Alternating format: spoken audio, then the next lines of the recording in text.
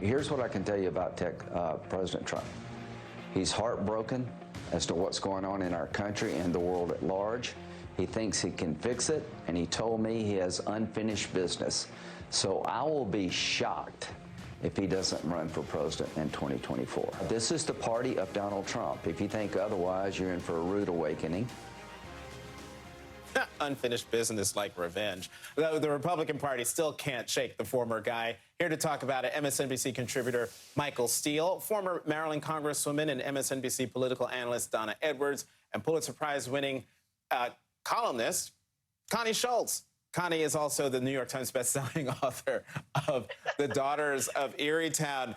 Thank you all very much for being here. And also, Michael Steele is the former chairman of the Republican National Committee. And so, Mr. Chairman, I'm going to start with you. And that is, you know I'm going to have to start with you, Steele. Come on. Lindsey Graham says unfinished business. And I said that for Donald Trump, that really means revenge. Am I wrong? He doesn't have any policies. No, there's no policies. Look, I was laughing when he says that, you know, he has unfinished business and he want to fix the problems. I was like, dude, you're the reasons we have the problems. What are you talking about? You want to fix what you broke? No, you don't get to do that. I'm sorry. You know, and Lindsay's right about one thing. Yeah, Donald Trump right now is setting himself on the path to become the nominee of the party because everyone, like Lindsey Graham, is doing the fait accompli. You know, this is his party, you know, and if he wants to be the nominee, all the others stand down. So fix it? Nah, baby, you broke it. You don't get to fix it. We, the people, we're going to fix it. And we're going to fix it by keeping you out of the White House. That's how we wait. Well, keeping him out of the White House. But Michael Steele, do you really think Donald Trump is going to run again for a job he didn't like to begin with? No. Okay. All right. No.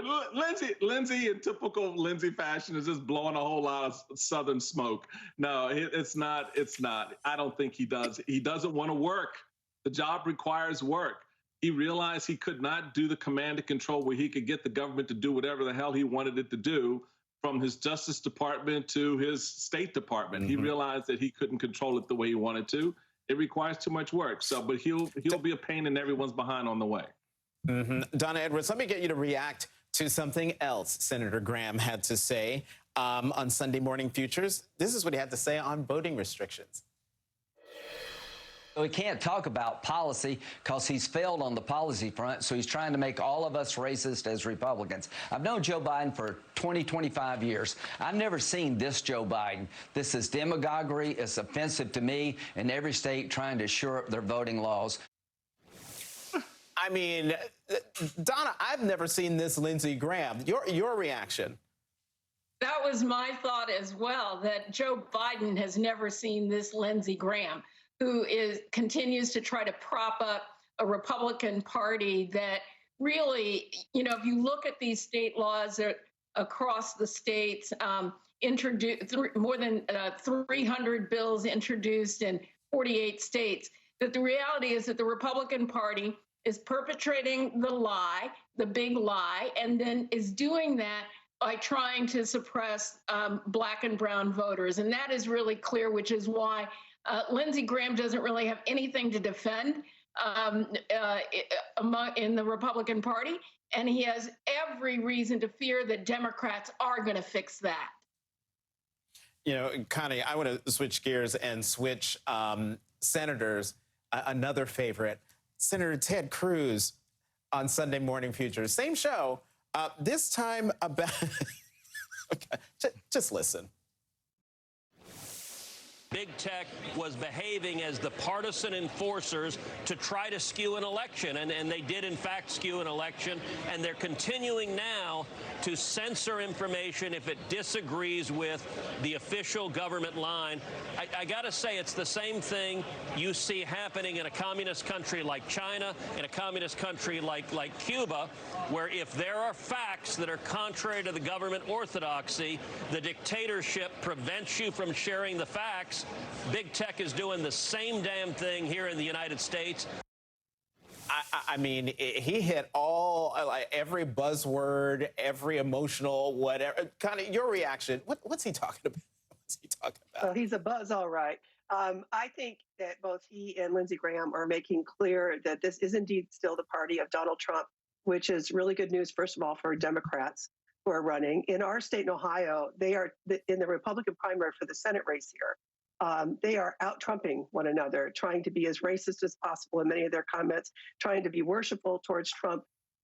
All we have to do is to keep reminding people, Donald Trump, in his willful negligence, is why hundreds of thousands of people died unnecessarily during the pandemic.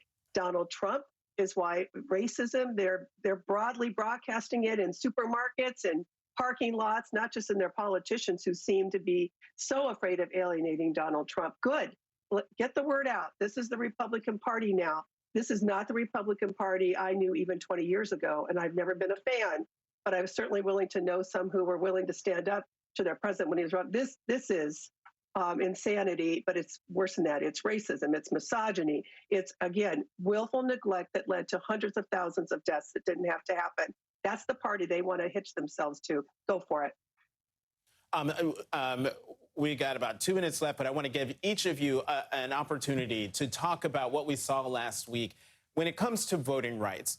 And black women like Congresswoman Beatty and Cora Masters Barry and others who we saw in the Roosevelt Room, who are now putting their bodies on the line, some for the first time, others for the umpteenth time, because this is their second go-round at this.